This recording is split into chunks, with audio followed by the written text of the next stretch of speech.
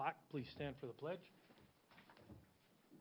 I pledge allegiance to the flag of the United States of America and to the republic for which it stands, one nation, under God, indivisible, with liberty and justice for all. Okay, the first order then would be the open forum.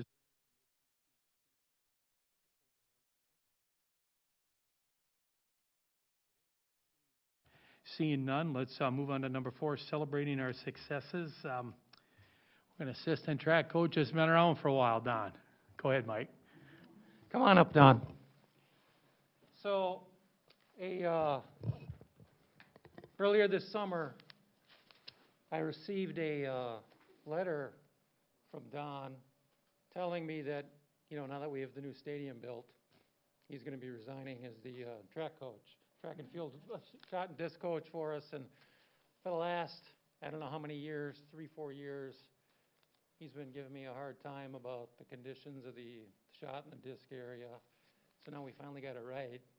And he has chosen to resign or retire or whatever you want to call it, Don. I'm leaving. So, but when I read his letter, 53 years as the one of the track and field coaches for Albert Lea High School, which is pretty much unheard of. And so I had coffee with him a month or so ago, and said we'd like to have you come to a school board meeting and recognize you for your years of service to the district. Normally, Don, I give people flack for 25 years, and you've doubled that. So and then some. And so on behalf of the district, I would like to present to you this plaque that says celebrating 53 years of outstanding accomplishments and hard work as track and field coach, Don Kropp, 2020. Let's look at Ashley over there.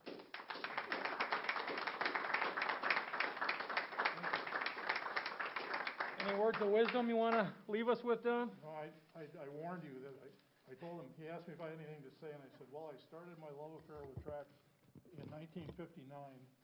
And if he wanted me to start there and work my way up through the millennium, no, I don't have a lot of, thank you very much. It's been a pleasure.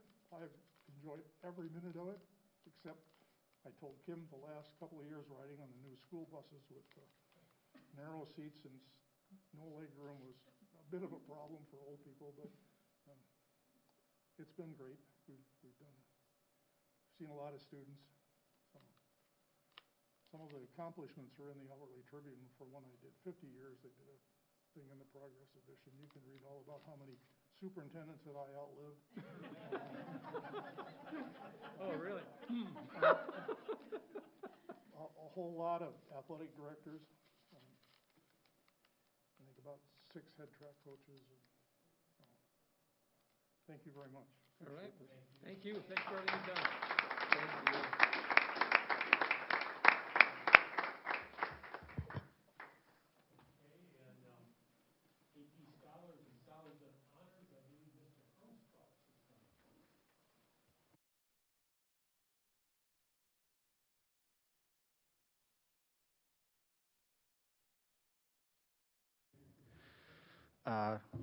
Board Chair Klott, Board of Directors. Have the privilege of this evening to acknowledging our AP students. We had 12 AP students that took at least 3 AP tests and scored 3 or above. They can score up to a 5. So we had 12 students that did that. Most of them are off to college. That's why they're not here, and one's about to go off to college.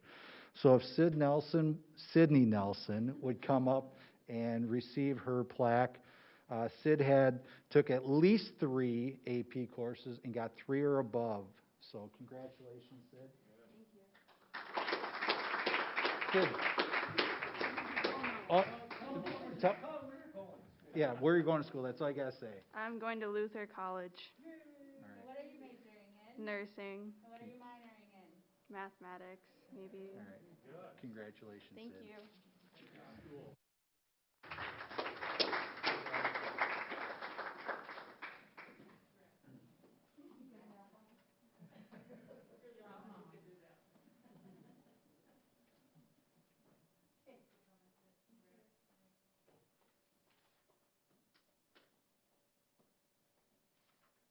Okay. Yeah, good. All right, let's move to number 5 for the approval of today's agenda. Looking for a motion for approval? Is there a second? Motion and second. Any discussion? I'd like 6.4 removed, please, from the consent agenda. 6.4 out of consent, you'd like to discuss? Please. Okay. We'll make that, let's see, 7 point, let's do 7.05 on that, so we can do it before the reports. Anything else? If not, all those in favor of the consent items being approved, but moving 6, I'm sorry. We're acting on 5 right now, there's the agenda. Oh, thank you, Jill. Yep. The approval of the agenda has been, a motion has been made, and we've removed 6.4, made it 7.05. All those in favor signify by saying aye. Aye. Pose the same. Okay. All right, thank you. And now we'll go to 6.0, the consent items. One motion to approve those I'd look for. So moved. Any second? Second. And second, any more discussion on the consent items? Hearing none, all those in favor signify by saying aye. Aye. Oppose the same. Okay, motion carries. So let's go to 7.05, which is a Freeborn County Family Services Collaborative Agreement. Thank you. Everyone received a copy, but we had a late change, just a minor change that the board had a quick meeting on Friday afternoon. So I don't know, can we go to section 5, 2A, please? Yep. So this paragraph about the parent, consumer, community member is broadened a little bit to read, the board shall elect one community member with current or prior system experience as a parent of a child or youth within the target population, or a member with prior experience as a child or youth within the target population to the collaborative on an annual basis. Attachment A to this agreement will include the name and signature of the parent, consumer, community member. So it's just it broadens it more than just mental health services, and it also includes provision for a child or a student who has experienced some of those services growing up to actually be a member on the board in that capacity. So that's just a minor change that we approved Friday afternoon. Is that, Jill, would that be an 18-year-old or older child? I believe so. It would be an adult. It would be an adult, former child in the system services. Do you need a motion on that then? No, because you're approving it Yeah. with that language. Yeah, so we're good. We haven't moved to approve it yet, so it's, we haven't, since the motion, we do approve it with her edit changes. Mhm. And we should probably, as a board, choose the designee for the signature, which the collaborative recommends somebody who's on the board right now, so it'd be either Superintendent Funk or myself to sign the collaborative agreement tonight. I think for signing purposes, I guess we've used Dr. Funk before, or the chair, and the chair is not on that committee, so that would be my suggestion, but we look for a motion to, I think we should get 2 motions on that. First of all, to approve the new language, and second for the signer. I move approval to approve the addition there as presented this evening. I'll second. Okay. Any other discussion on approving the language? If not, all those in favor signify by saying aye. Aye. Pose the same. And now for the signer. I don't know why you need a motion on that. I sign most every contract. Okay. Myself or Jennifer does, so. Okay. Okay, Dr. Funk, you would be the signer, or the superintendent. You're it. Okay. All right, let's go to then, we get reports. Dr. Funk, 7.1. couple things tonight. First I have Oh. new AL mask for every member of the board here. I might get a lot of use. There you go. There you go. Better. You bet.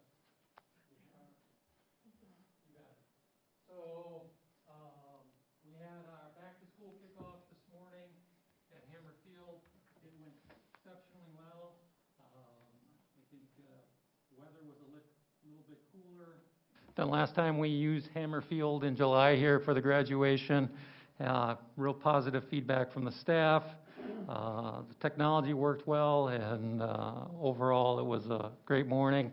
Paula Olson gave a fantastic speech as the Teacher of the Year, and we were able to do kind of a ceremony for her within the ceremony that we weren't able to do last spring. And I want to thank Neil for coming and giving out checks from the Education Foundation. Our staff really appreciates the extra effort that you provide. And I'll be talking quite a bit more, I'm sure, at some point here when we talk about the COVID update. So that's really my report. Okay. Let's go to this side of the room. We'll start with Dennis. Really no meetings yet, still waiting. I'm hoping Business Ed will be able to start meeting again soon, just to keep on track there. I wasn't able to be there this morning, apologize for that, as in another meeting, but heard good positive feedback from that. Also, again, just wanted to compliment on the graduation. I was just very impressed how well everything pulled off, and the ability to get the kids back together. I think that meant a lot for them and was a really good way to send them off. So I appreciate all the efforts that were done to make sure that that happened. Ken? Yeah, I attended the first session this morning with what we used to call the hug-in. I guess it wasn't the hug-in today because we were socially distancing, but very well done. And you know, I've noticed, or I follow a lot of things in the news, and I commend our teachers for their commitment to educating our kids, because it's not happening everywhere. And so, as you know, you look at, they're very essential to make our students grow in a lot of ways, including not only academically but socially. And so my hat's off to them, because there's no hesitation there. They come back and they're going to do the best job they can to help educate our kids. And so as I sat there this morning when we had the hug-in, it definitely was nice in my mind that we had all the dedication from those teachers, because as all of us know, it's not happening everywhere. In fact, there was a big thing in New York today so thank you to our staff. Also, thank you to our janitors, our custodians, because they're doing a lot of extra work to make sure that we keep students safe. So it was a great pleasure to be there this morning. Yep. Thanks, Ken. Neil?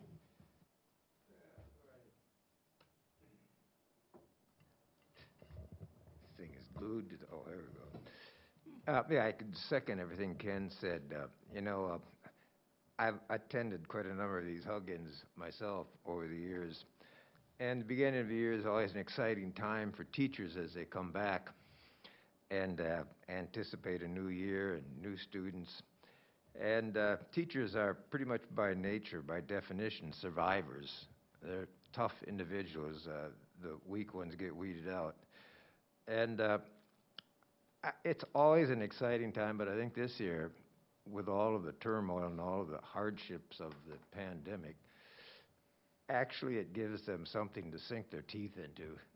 I can see that there's a heightened excitement, and they're eager to meet this challenge, and pretty impressive bunch. And I'm pretty sure that they will meet that challenge and will be just fine. And it's a team effort, obviously, and I'm impressed with how everybody's working together on the same side, trying to address the problems that confront us, and we'll be just fine. The only report I would have, I suppose, would be the Ed Foundation, and Kim can fill in the details because she's also on that board. And in general, pretty much, we are sort of playing things by ear as they go, and a lot of the programs that are ongoing have been sort of put on hold because we don't really know what it's going to look like.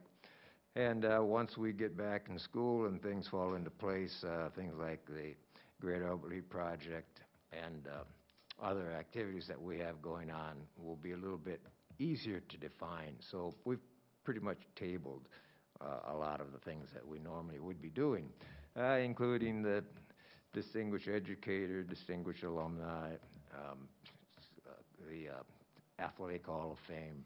All of that is kind of on hold. Thank you, Neil. Jill? I attended graduation, which is always my favorite time of the year, and it was extra special this year, and I'm glad the district decided to have it in person. It was really a nice time and went off very, very smoothly. I attended the Alcohol, Tobacco, and Other Drugs Committee meeting, talked about some end of the summer activities and funding, also the Family Services Collaborative regarding the JPA.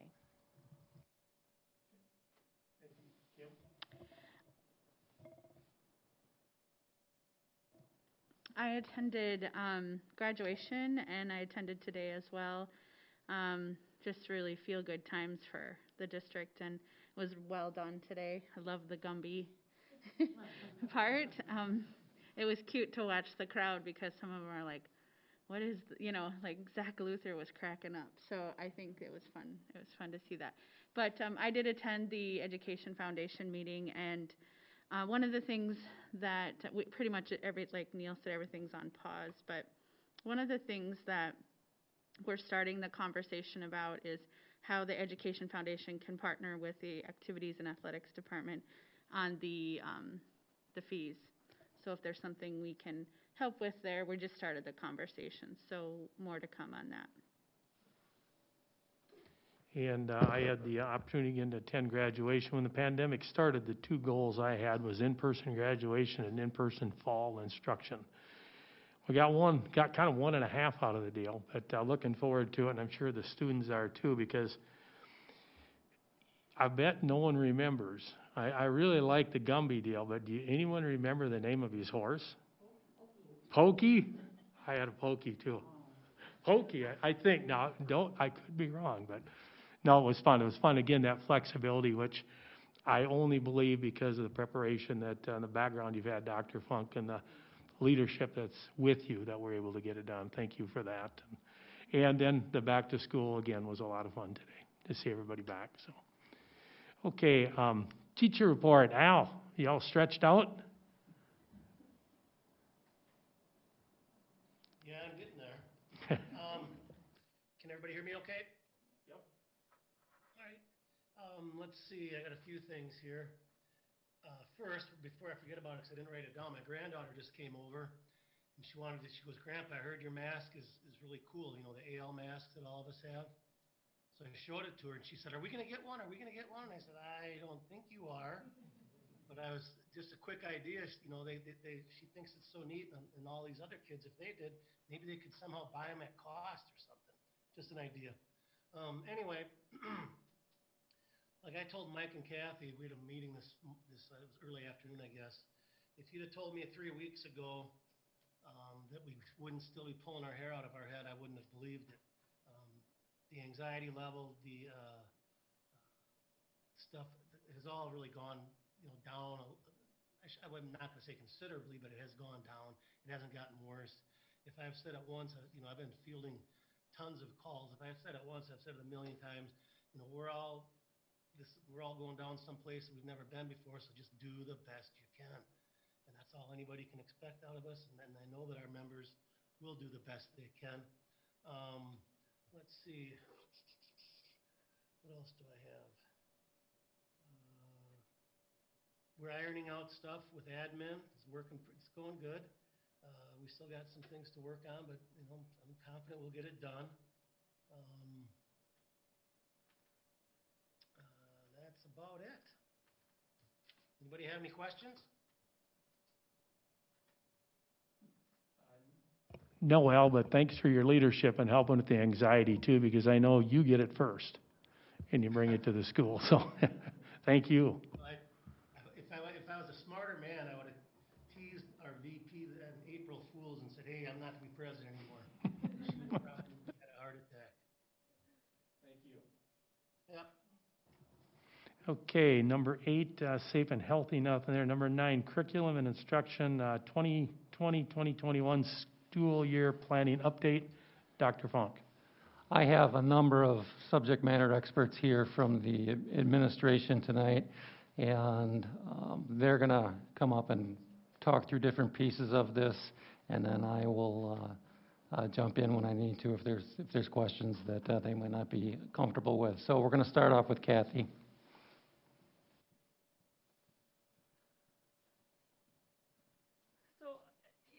I don't think I need to read the slide, but I think, as Dr. Funk has mentioned a number of times, in the early summer, we were planning all 3, but not really thinking we were going to be implementing all 3, but here we are.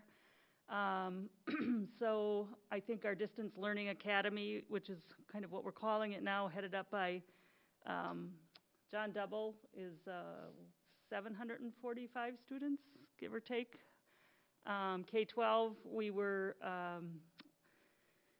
so we're moving with that. As Al said, we've been meeting with the ALEA weekly to work through concerns collaboratively.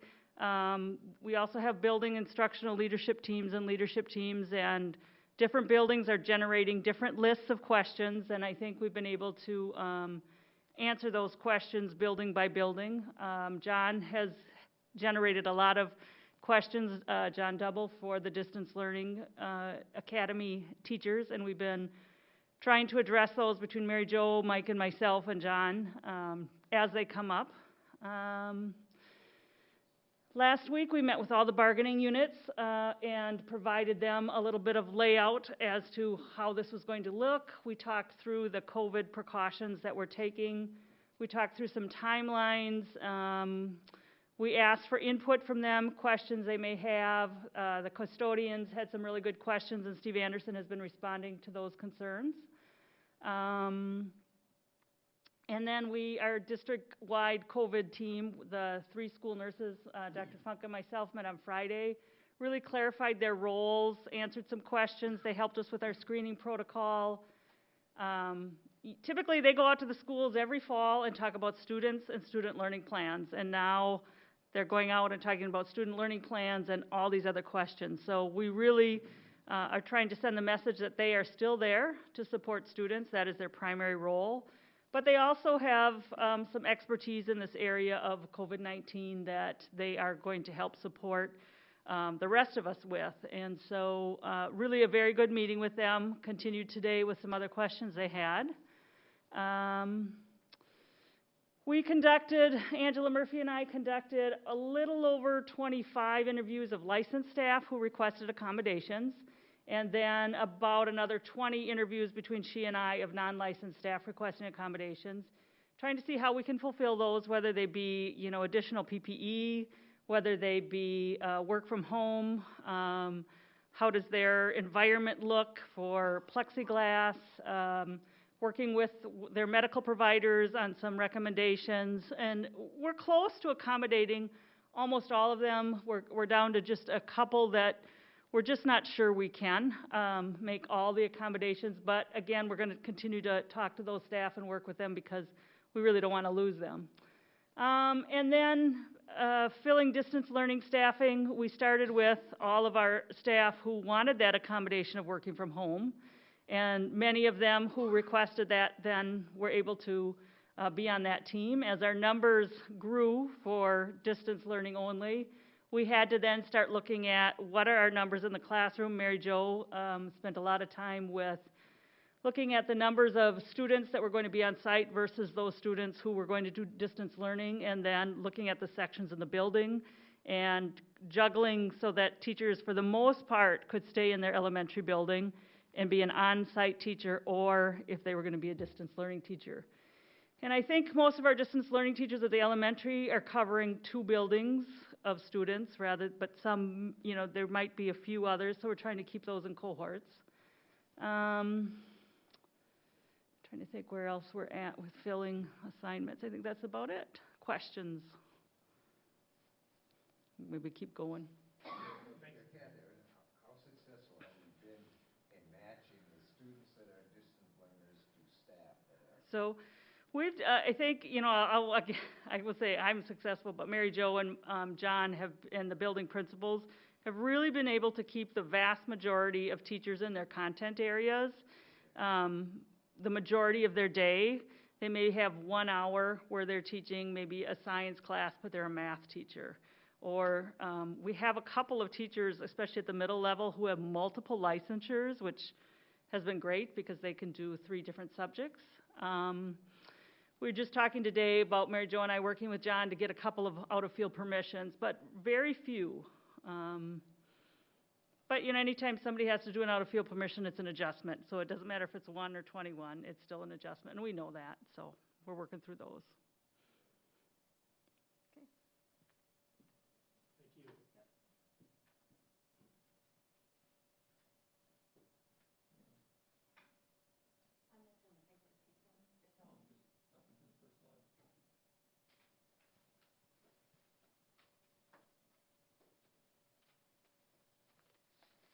So for our models of instruction, as you know, 6 through 12, we have the hybrid teachers, and they've been working with their principals, Mr. Groskaus, Mr. Dibble, and they're both here. And they're going to talk more in detail about the model of what it's going to look like at the high school and Southwest.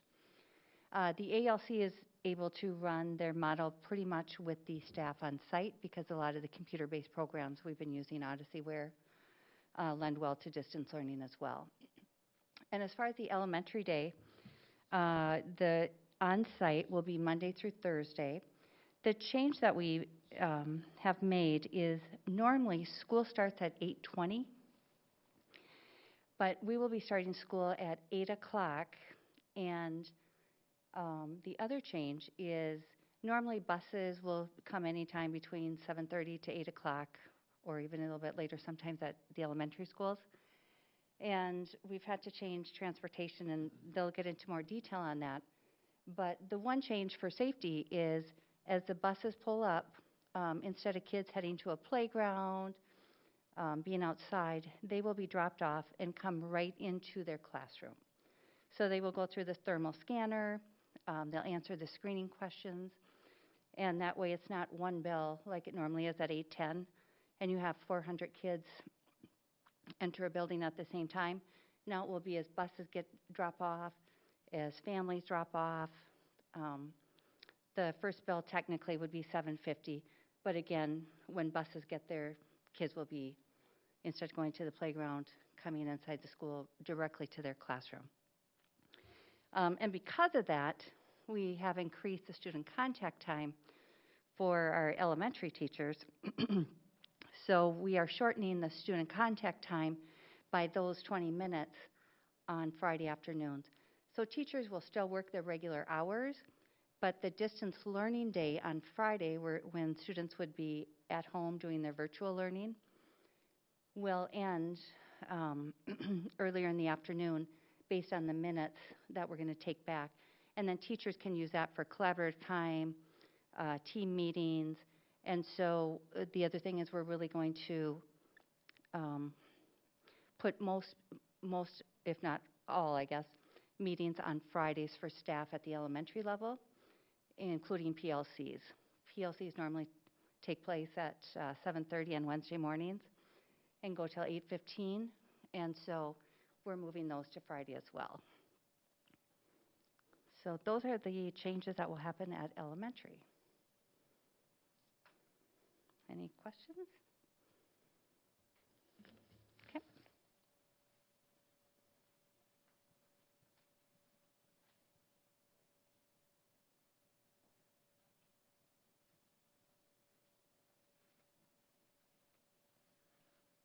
So at the high school, we're in hybrid, so we have a A-B day, so Monday, Wednesday, if your name is A through K roughly, you're on Monday, Wednesday, L through Z, Tuesday, Thursday, and then we have a whole matrix that we've shared with parents on what happens if there's multiple names, and we've tried to work that out, so we have a place for every student, one of those A or B days. The question comes up is, what does it look like compared to last year? And the big message we're working on is this is not the spring. In the spring, we were very much, how can we batten the hatches down so we can get through the school year and provide support to students? Based on the governor and the commissioner's direction, we need to go back to rigor. So one of the questions that comes up, what's the grades? Grades are going back to normal. What's the academic expectation? We're going back to normal. So the slide you see is about the virtual day. What do students do the day they're not in school? So in the morning, teachers will be sending information out to those students beyond what they had them the day earlier. They will give them a Google form most likely with a question of the day, either something they learned the day before or something they need to prepare for the next day. Students will submit that during the school day, so between 9:15 and 1:15. Staff will also be providing them some work. Some of it might have been handed to them when they're in presence, or it might be coming to them via their Google account. We're working with students based on the subject area, so some subjects are much easier to do at a distance versus hands-on. And so we're working through that. So if you're an A student, your Tuesday, you will have work to do on that. And based on the subject, it might be due at the end of the school day, or it might be due the next day. So for example, a math student might struggle online. I assume that they'll get help when they come back on the next day. So we're working really to give the student a great experience. Anticipating the same amount of work as they would have in school, so that 20 to 50 minutes of homework, and then just supporting. So in the afternoon on our schedule, after the students leave, there's actually office hours our staff is having for all students from 1:30 to 2:30. All teachers will be available for any questions that students either on hybrid that are present that day or on virtual day will be able to answer. Friday will be very similar to our virtual days during the week, but it'll be there to support students as they need. So a couple examples on Friday. Miss Haney would love to get her choir together because they're going to be split up during the week. So Friday, during her period, let's say it's first period, she might ask all the kids to join her virtually so they can do something as the whole choir. Students' day will be the same as when they're in school on Friday, so that 9:15 to 1:15. Now, some teachers might have them working on things, some might meet with them. Some teachers might meet with individual students or small groups, depending on the needs. But the expectation that we need to get across to students is we are not having days off. Our community needed them when this all started, and some of them went to work at our senior housing places. They might have gone to work at business. But kids are in school even if they're virtual. So the concept of, well, I'm going to be off. We've had a couple kids, well, can I have Tuesdays off because I work with my work schedule? No, you're still a student and you need to be there. So questions on the high school end of things? Will you guys be having credit recovery at all during this first quarter? I don't know if we've had a big discussion on that. I'm assuming we'll have something, but usually we wait till a few weeks into school to have those conversations, so.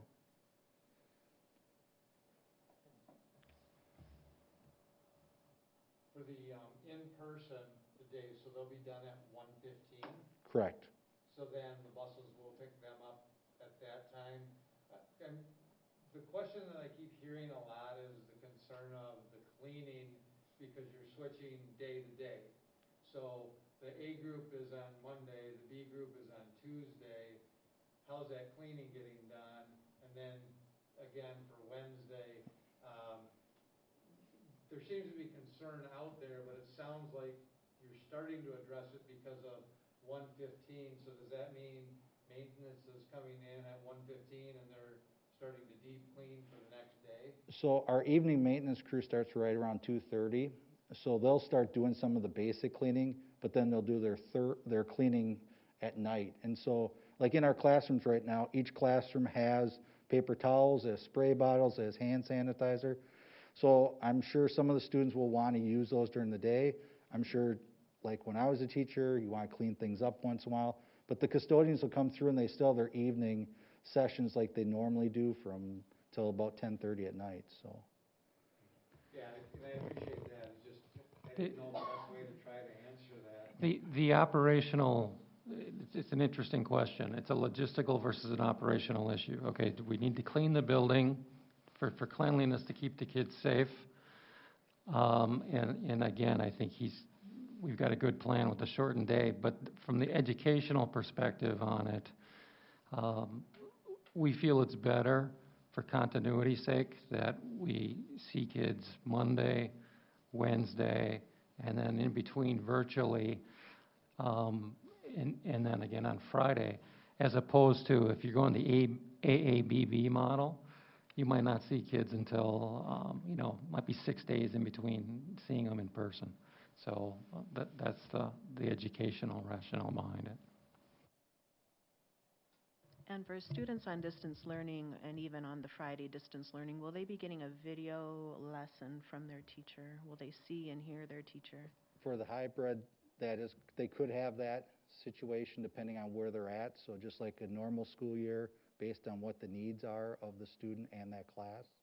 I know a lot of teachers are talking about what's called a flipped classroom, where you present the lesson and then the students come in and they work with them on the specifics. And that's the same for those that have chosen distance learning throughout? I'll let Mr. Double That'll talk be on later? that. Yep. Okay. And then, so are all of the classes then broken into both A and B, or are there some Correct. that the class sizes are just small enough that they're just an A? That Nope, doesn't they're all happen? AB, so it's based on students' 7-period day, 28 minutes roughly of class time. We've eliminated some of the concerns parents have had, like drinking fountains. All the buttons have been turned off, so it's bottle fill. The principal is going back on his decision 6 years ago to go no backpacks. We're going backpacks to keep the students out of locker bays, try to keep the social distancing. Fayette is working the concept of no dress. They're not going to dress, so there's no need to use locker rooms. So we're trying to find those positions where we can keep kids safe. Our lunchroom, if you've ever been in the Commons, usually holds about 400 kids. Right now, it's about 170. So there's 4 kids at a table, big tables or single tables, if students want to eat by themselves. Thank you. So, Martin, we still have 7 periods in a day? Correct. What does a day look like? So it starts at 9:15. It's 28 minutes each period. We do run lunch just to make sure that our students are getting their needs met for that. We looked at maybe doing some other options, but it worked out best to embed the lunch. So we'd make sure kids weren't skipping lunch. So just like normal, it's just instead of 50 minutes, it's down to 28. So a lot more of supporting the student on their needs during those 28 minutes versus showing a video that takes 50 minutes, as former social studies teacher I am, or a worksheet, those type of things you can't do in the system. So we really have to use our time with students wisely to make sure we're answering their needs. And some of the other things you can read outside of class. You can do some things outside of class. So. With the extracurricular, so if a student is in soccer, would those students be in the same group then, all A or all B, to help just keep separate so that they're kind of in their own day? Or is it, I'm guessing it's almost impossible with all of the different classes that students have. So the students are just doing their normal schedule, just divided. So we're talking about 15, 16 students maximum, except for choir, and we've moved the choir into the auditorium so they can spread out. I worked with Miss Mauer. She has it spread out in the band area, orchestra. So we have all the people spread out. We couldn't divide it up by those groups because it would get really messy for trying to schedule. But we do have the students that are staying for extracurriculars, we do have a structured study for them. So there's a concern if they'd have to go home, the parents get them back. So we will have a supervision of one of my hall monitors will be watching our structure study in the Commons so they can be spread out. So 7th and 8th grade soccer players, 9th grade that don't have transportation will be able, or cross-country or whatever, can stay. That would actually give them an opportunity for some extra assistance or help studying then if they need it. Based on teacher availability, yep. Thank you. Yep. Thanks, Mark. Yep.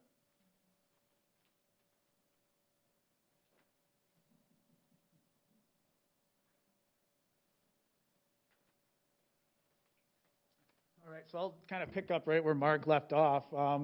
We're kind of looking at the same type of schedule.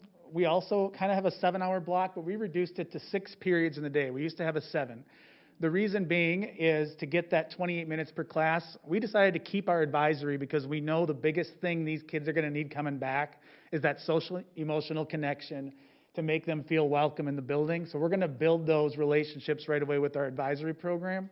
Our open house tomorrow from 11 to 7, they're meeting with their advisor. We blocked it off for an hour based on their team and the day that they're supposed to be there. And just so you can get what it is, here's the rule for AB, ready?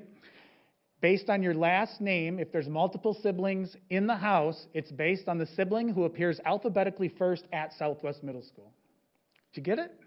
Isn't that fun? That's a good time, isn't it? So each of our students in grade 7 will be taking English, math, history, science, and then Phy Ed and health, and then either a music, a tech, or an art class.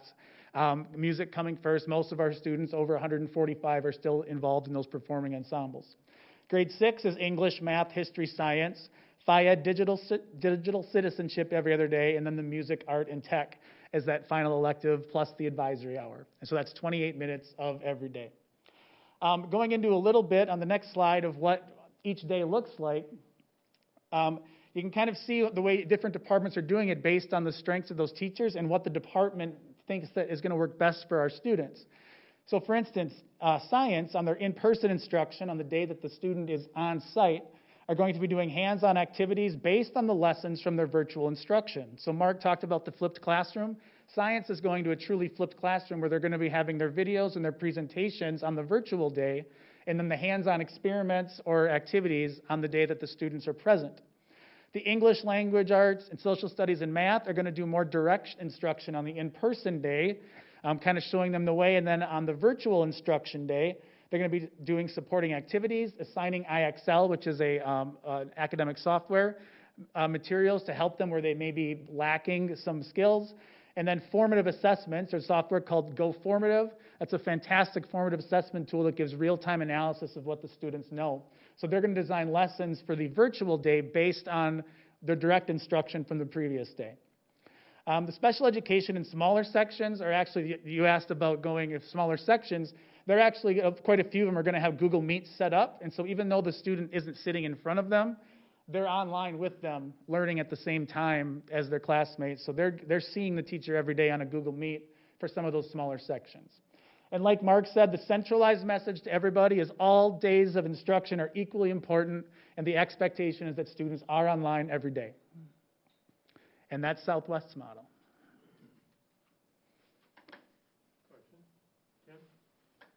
Yeah, I have a question. You said your expectation is that they will be online every day. Do we have a plan if they're not? Yep, that's part of the reason. Advisories are at 13 students per teacher, and so every day they'll see 6 or 7. And for part of our open house, I'm asking the advisory teachers to go out and get contact information, meet the parents, be that connection to the school for the parent and for the student. So if we notice the student's falling behind, we have that relationship built with one of the teachers. And what do you mean by online every day? Do they check in once in each class? Yeah, and every it's day? kind of different for each of them, but they're checking in to make sure that they're doing the activities the teacher planned on that day. Dennis? With the special ed, probably basically the same with the high school. Will they be going either group A or group B? Yes. So we'll be getting them in person 2 times a week. Yes. Virtual. Yep, and I actually left it up to my staff whether they wanted to go 28 minutes twice a week or 56 minutes for one day and then have 1 through 3, 4 through 6. It was no question. They wanted them twice a week at 28 minutes so they could see their faces twice a week. All right. Thank you. Is math kind of pretty much one of those models as well? Math is on the far right side. Oh. So, yep, they're right there. Yep.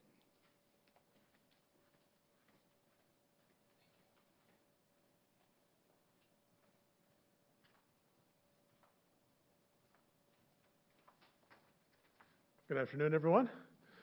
The Distance Learning Academy. Starting out, we have approximately 750 students. That's now grown to 760, as I just found out, or a little over that. So it's definitely got just a few kids, and that's K through 12. So we've got the different grade levels that we're impacting. So when we're looking at establishing and maintaining the relationships with our students, families, and staff members being very important with what's going on right now. So that's not only, again, teacher to student, it's teacher to those parents, teacher to the other staff members that are still in the buildings. All of our teachers are still in touch with their PLCs, are still in touch with their grade levels, which will help enable them to stay on pace with what's going on in the school.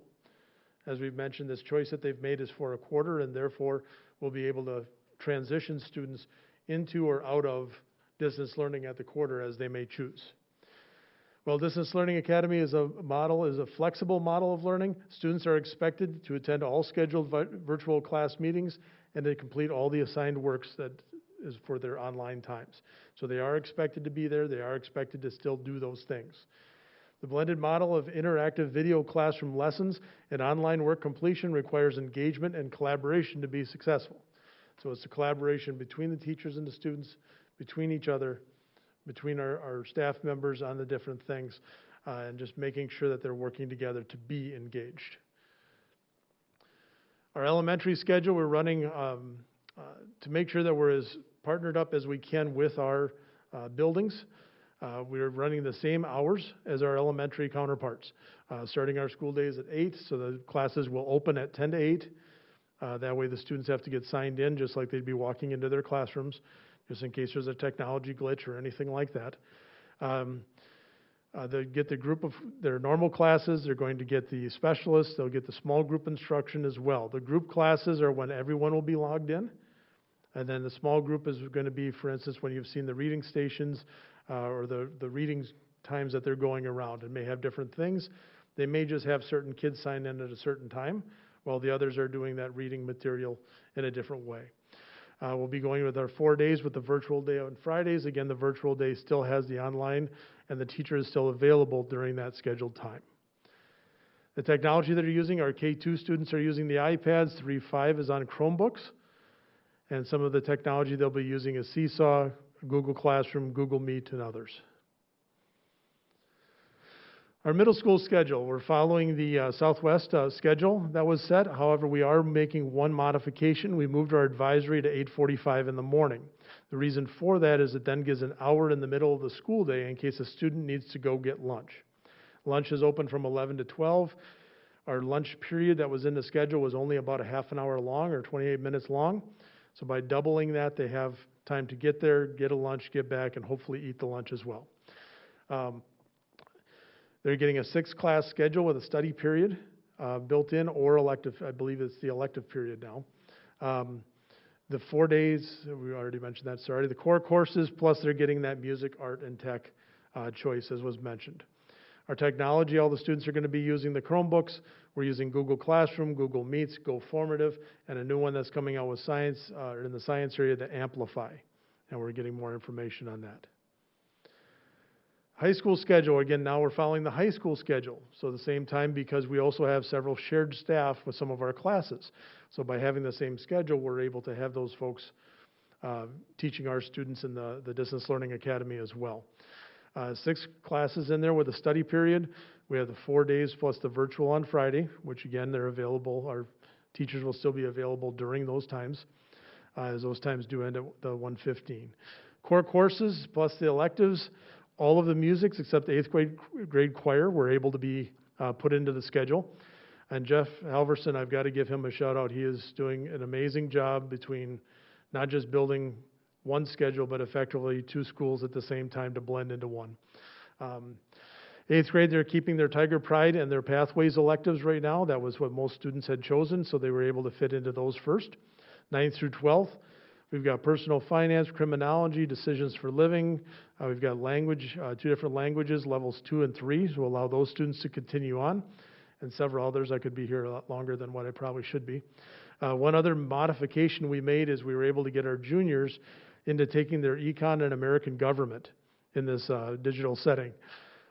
Bonus in doing that is now for those students, it frees up those senior times in their senior year to take different electives or explore other opportunities. For instance, some of our opportunities in the work-based learning environment or an internship type of environment, or just getting out into the community. But they won't have to worry about taking those graduated or graduation requirement classes. Technology, again, using the Chromebook, our Google Classrooms, Meets, GoFormative, and Amplify as well. Okay. I have a Any questions? question. Yes. You said 760 students were going to participate in a distance learning academy. How does that break down by elementary, junior high, and the senior high? Roughly, it's approximately 250 at the high school, about 120 in the middle school, and the remainder being at the elementary level. Two quick questions. When's the last day they can change from in-person to out? Because it's got to be a nightmare every day you're coming in and seeing different numbers. We are telling families we are as flexible to meet their needs as possible. And that's why I showed Gumby to the okay? So we are here to work with our families to meet their needs. So really the end of this week is where it's at. But I'm putting some significant stress on John and Mark and all the principals really. But we have told families we will work with you. We know these are challenging times for decision making. Good thing is you have foundation in place, so you can keep adding and adjusting. The other one I had, it says the expectation is that they will be present.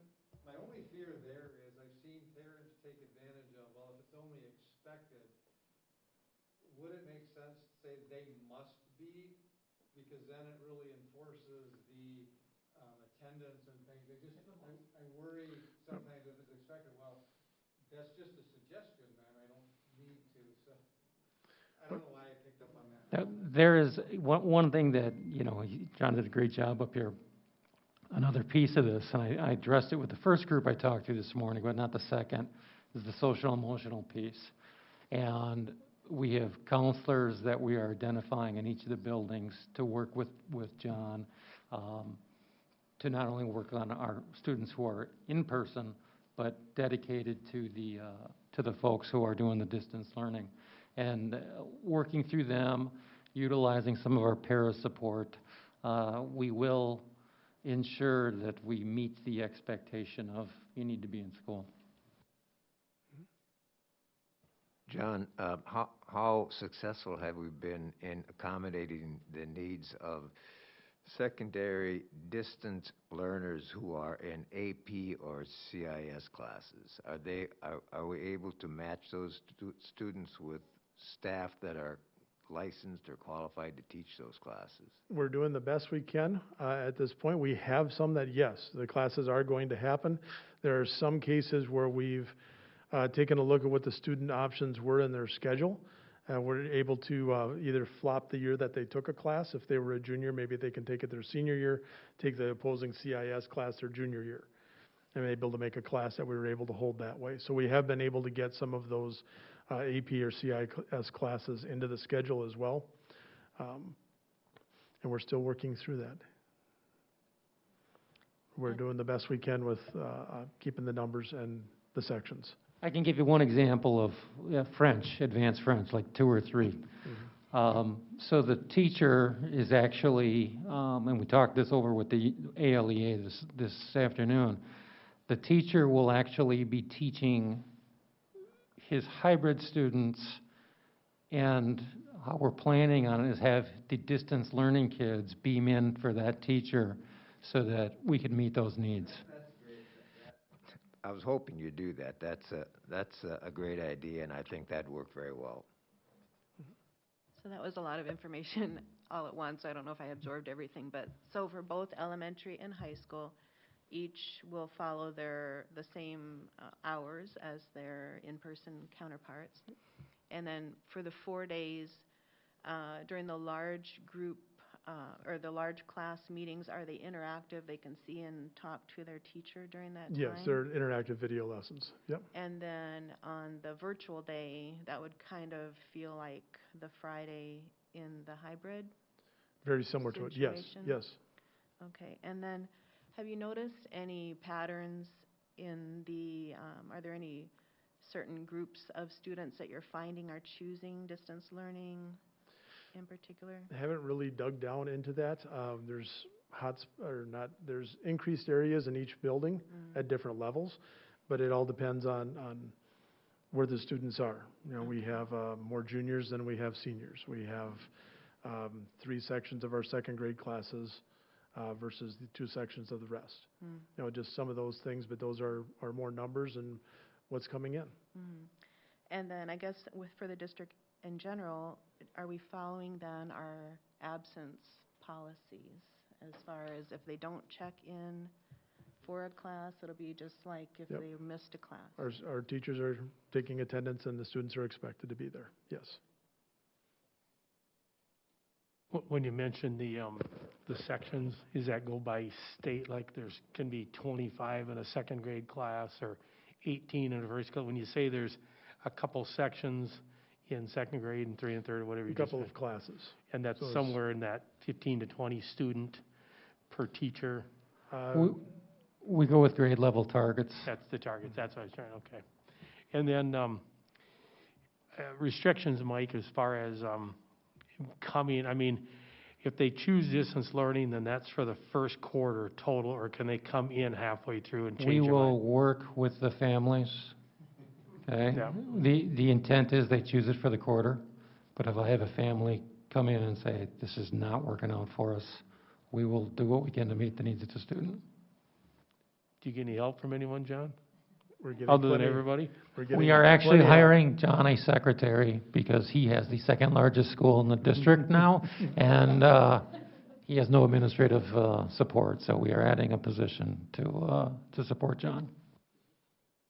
This has definitely been a very collaborative project, both at the administrative level with everyone pulling together to make it work, as well as the teachers that are assigned to our district learning academy, so. Can you talk through a little bit, like the orientation process with the parents? Because I would assume that, you know, because this isn't spring, and the mindset of some of those parents would be that it looks that way, and it's totally different. So is it an orientation period with the parents, or? What we're looking at is with our elementary, later this week, we're going to be having virtual orientation with those classrooms where they'll sign in. And then sometime after that, they'll have their individual meetings with their teachers, hopefully before the Labor Day weekend, if at all possible. At the secondary level, we're going to have one day, we haven't set down which day it's going to be yet, where we'll run a mock schedule once the schedules are done. And that way, every teacher can present what their class is going to be like, and the students can beam in for that. Gives us a day to play the technology to make sure it's all up and running. But at the same time, it also gives an opportunity for parents and teachers to check in with the teachers and just kind of see without wandering through the schools. Yeah, thank you. All right, thank you, John. Okay. Operations, Jennifer. Okay. So we've been working hard this week to assign an adult bus monitor to all of our routes. We're using our paraprofessionals at the high school in Southwest because the students are only in class 4 hours a day, so we're shifting their schedules either early to be at the bus garage at 6:15 and be done by 1:30, or to arrive at work at 9 and be done with the afternoon route at 4:30. So far, they've been very accommodating and very understanding of the need that we have for that.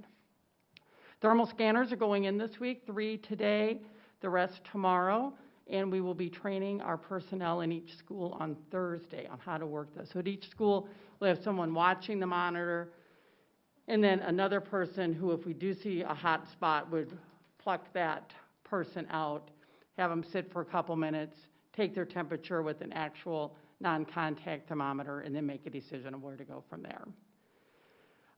We're using a screening tool for staff. This is, first of all, I need to say, I don't know of any other school district in Minnesota that are getting the thermal monitors. So I think that's a really says a lot about Albert Lee Schools that we are making a fairly substantial financial commitment to something we believe in. And then we will also, every staff person and student will be completing a screener. Ashley, if you can go to that. It's just 3 or 4 simple questions. We'll get a text every morning. I think we decided at 7:15. We get a text reminding us to do this. It goes into a spreadsheet. So just, do you have any flu-like symptoms? Have you been exposed to anybody with COVID? Is anyone in your home sick? And then when the COVID team meets every day, they can go through this spreadsheet and see if we have any things that we need to be concerned about. Students, in conjunction with their teachers, will also be filling this out. I did want to, I don't remember what's on the next slide, but I did want to address the concern about at the high school that we'll have A students in one day and then B students in the next day. One thing we've also purchased, I don't know their exact name, but they're an atomizer where they can squirt out a very fine mist of disinfectant. So we will actually be doing that in every classroom in the district every night. So there will be some actual disinfecting going on in every classroom. Okay, lunches. So for our students who have chosen distance or who are on their off-day hybrid, we will have breakfast and lunches available at the high school and Southwest. They can come at either between 8 and 9 or 11 and 12 and pick up a breakfast and a lunch. Both meals are available at both times. Then on Fridays, we will have meals available at all of our schools, and we will also be sending buses to Hollandale, Clarks Grove, Hayward, and the Stony Creek Estates, which is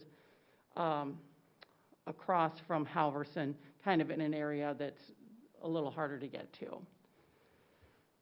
The difference this time, however, unlike the spring where the USDA allowed us to run the summer food service program where everyone could come, whether or not they were an Albert Lee student, whether or not they qualified for free or reduced, they could come and get free meals. We do not have that waiver at this time.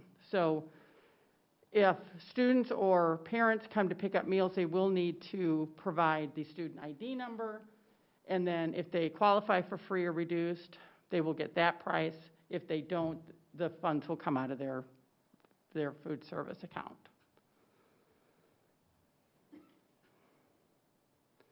I don't think that's me. Oh, did anybody questions on operations?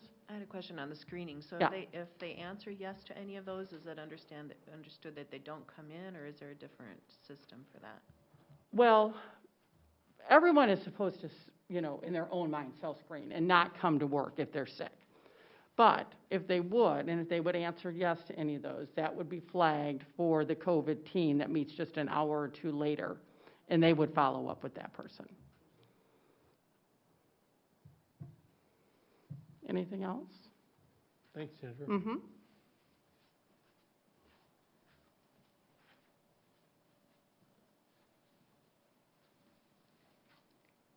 So we will again be offering the Tier 1, what's called essential workers in the spring. Now it's been changed to critical workers, childcare for families who fall under Tier 1. And I won't read the list there, but down towards the bottom there, all the bullets are the Tier 1 employees.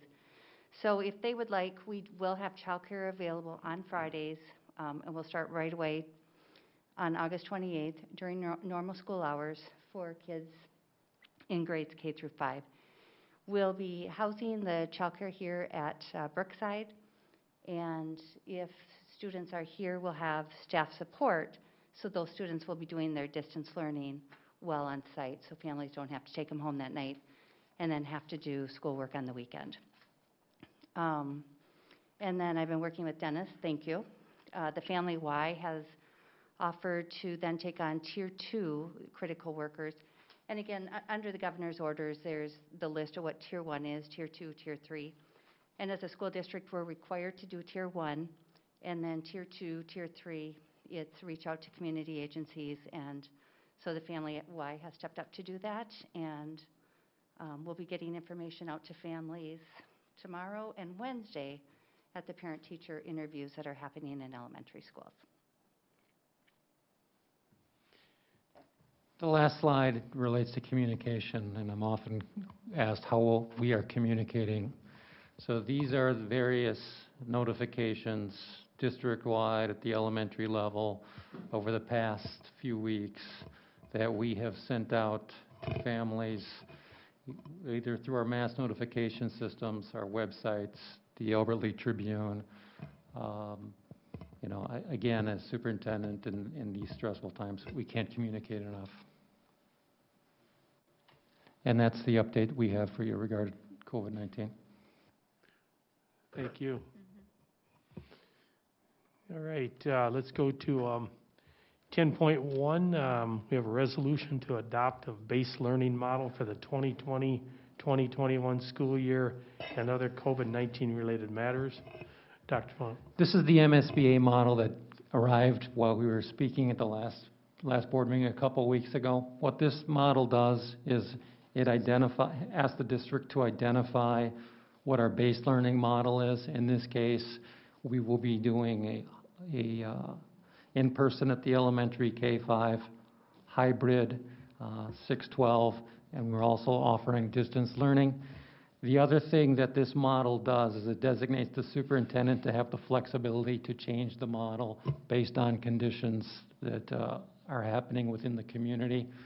So it authorizes us if we have, for example, a community exposure in one of our buildings, it allows me to shift the model for that building or the district as necessary without having to have a formal board meeting to do it. I would look for a motion to adopt. Any second? Second. And discussion. Any discussion? Hearing none, all those in favor signify by saying aye. Aye. Opposed, the same.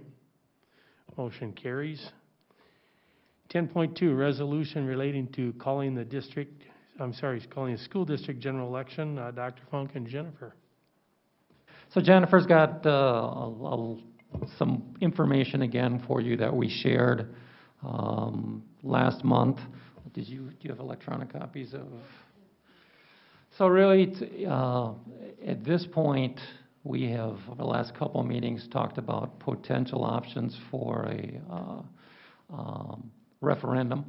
And we have two options that we are bringing forward tonight, and of course, one recommended option. The first one is, do we have the financials that go with that? Jennifer, I want to talk to the financials on the first option here, which I believe is the... It's this middle both of them, column. yep. So the first option is one question for replace and revoke our current operating referendum. And that is that middle option that we talked about. So you can see there, average home value of just over $100,000 would be $36 a year increase from where we currently are. Then commercial, industrial, and as a reminder, ag land, if you can scroll down, that does not increase under this, only the value of the house, garage, and 1 acre, and that value would be up in the residential amount. The second option is 2 questions, which would be replacing our current operating referendum. That ballot language would say, that would not say that there would be an increase to taxes.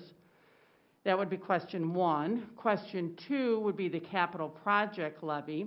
And as a reminder, that is spread out over a different tax base.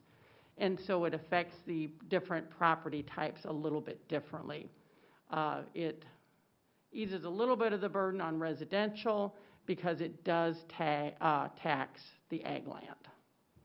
And I did send out to you in the update last week that the average value in our district is between $5,000 and $6,000 per acre. So then what you're saying is there would be an increase on an acre of land of roughly 60 to 70 cents. Is that correct? According to that? Yes. But if we do go with this option, if you remember from last meeting, the net change because of the ag to school credit that is shifting from a levy that does not qualify for ag to school credit, that's coming off our debt service. The Hammer project is coming on the debt service, and that does qualify for ag to school credit. So, in fact, ag land is going to come down fairly significantly because of that shift, and the ag to school credit is increasing by another 5%. So the net change is still going to be less than they paid last year, even if we go with the capital project levy.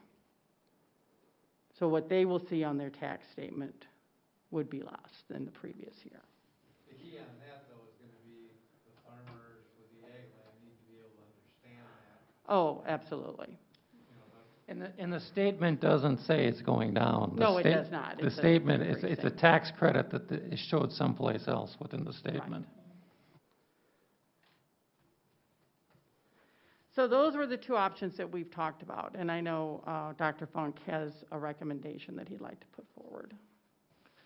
I think in today's world, if we go with a two-question proposal, we're going to get one question passed. That's my belief. And I can tell you as the superintendent, we're not looking at question two as a luxury need. It's an operational need that we need, particularly when we're talking about our technology that we are now really, really utilizing much more so than we ever have with the different education platforms that we have out there. And so, in my experience from seeing levies, oftentimes, if it's a two-question, we'll give you the first one, and the second one is oftentimes viewed as a want. And the other thing, and you just hit it on the head, Dennis, and I lived through this during the Hammer Field referendum, is, okay, your taxes might be going down, and I can try to explain that to you, but when they get into that booth and they see that their taxes, and the statement says your taxes are going up, they get confused and they don't know, what the district's telling them. So that's just my thought on it. I move to approve first option, one question, and I agree with what the superintendent just stated, and I'm also rather sensitive to the situation of agricultural members of our community. And so I like the operating levy rather than the capital plan. I'll second the motion. Okay, any discussion? Dennis? So we're revoking the current one and basically doubling the amount? Ashley, could you scroll to option one on this? So yes, keep going the direction you're going.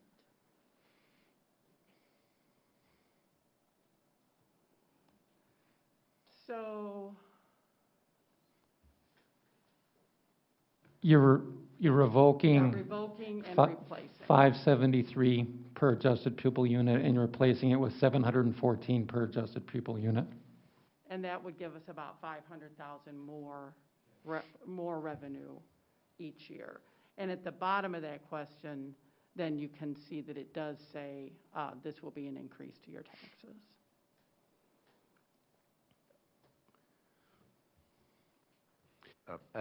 Certainly, as always, we're going to have to do our best to educate the members of our community as to the implications and the ramifications of this move and the actual effect it would have on their taxes relative to whatever situation they're in, business, ag, residential.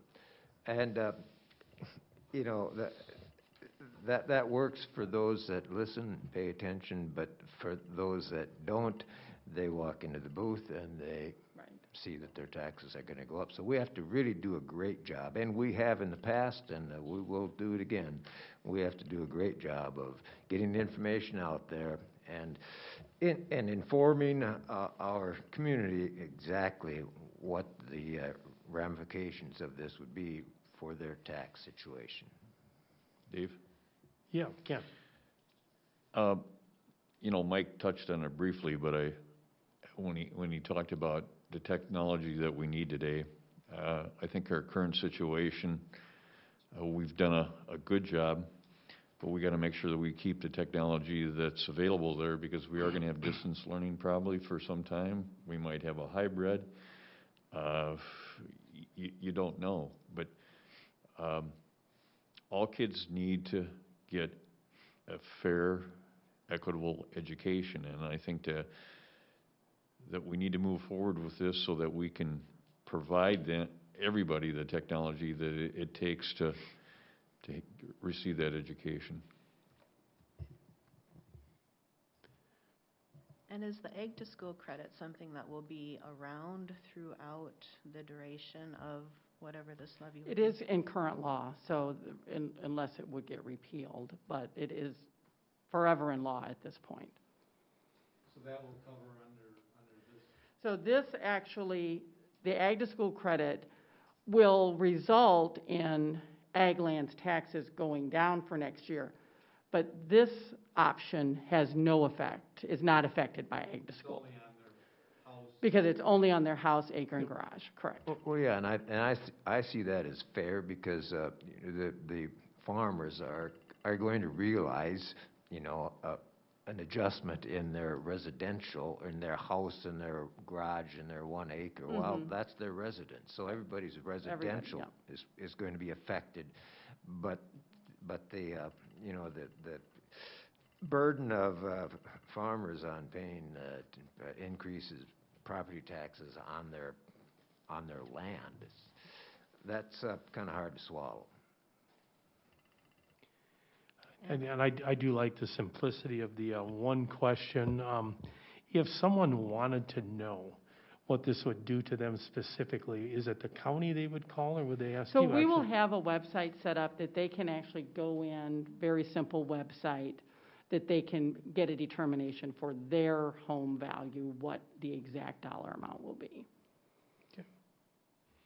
And I would prefer I prefer a 2-question option, because it gives the people more of a choice, and there is already a pretty hefty tax burden on our community, and so that would be my preference. Dennis? My piece is that we're gonna have to keep a close eye on is what the city does and the county does, depending what state pushes down on them. The community needs to understand that the school district is just the school districts, and that there's other pieces, because all of a sudden they see it went way up and might have nothing to do with the school district. It could be the county or the city. Which don't need a vote to change them. Right. So, any other discussion? Dave, I'd just like to, you know, if we say the average property value in our community is somewhere between $100,000 and $125,000 home maybe, we're talking $36. We're looking at $3 to $4 a month to support the needs of our students' technology, which I think I can do a pretty effective job of explaining the why to our taxpayers. Thank you. All right, I'll call the question. All those in favor of the one question ballot signify by saying aye. Aye. Those opposed, the same? Aye. Okay, motion passes. Thank you, Jennifer. Thank you. Okay, we're at number 11. So pursuant to Minnesota statute 13D.03 labor negotiations, we will go into closed session. Thank you. Yep. Do you want a motion and do Oh, it? oh. Okay. I'll move to go into Okay, closed sorry. Good. I thought we did that with the beginning. That's good. We got a motion to go into closed session. Second by Ken. Any discussion? Hearing none, all those in favor signify by saying aye. Aye. Opposed, the same. Okay. Motion carries.